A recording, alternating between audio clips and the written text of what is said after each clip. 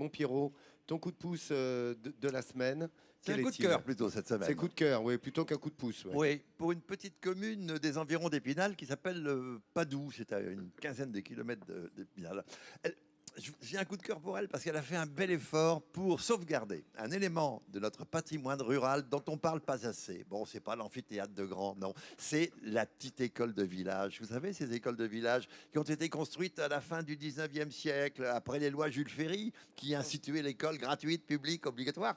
Eh bien, et voilà, la communale. Ouais. Et elles ont jailli dans tous les villages. Donc, avec, vous savez, on s'en souvient, l'entrée des garçons, l'entrée des filles à l'époque, etc. Bon, beaucoup de ces écoles ont disparu un peu au Elles profit. ont même été vendues pendant un moment. Tu sais qu'on voilà. pouvait les acheter, quoi. C'était Ben oui, parce qu'elles étaient plus assez fonctionnelles, donc on a construit des écoles plus modernes. Ouais. Bon, mais à Grand, donc, eh bien, à Padoue, pardon, on a voulu garder cette place de village traditionnelle avec la mairie, l'église qu'on vient de voir et l'école publique, avec là aussi son entrée pour les filles et pour les garçons. Elle a été construite en 1886, donc c'est donc juste après les lois Jules Ferry.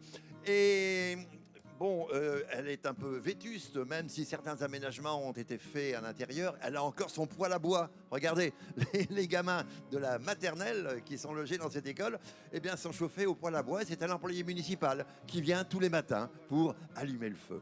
Bon, eh bien, c'est bientôt fini. La corvée sera bientôt terminée, puisque à la rentrée prochaine, eh bien, le poêle à bois sera remplacé par de la géothermie. C'est vraiment un bond en avant considérable.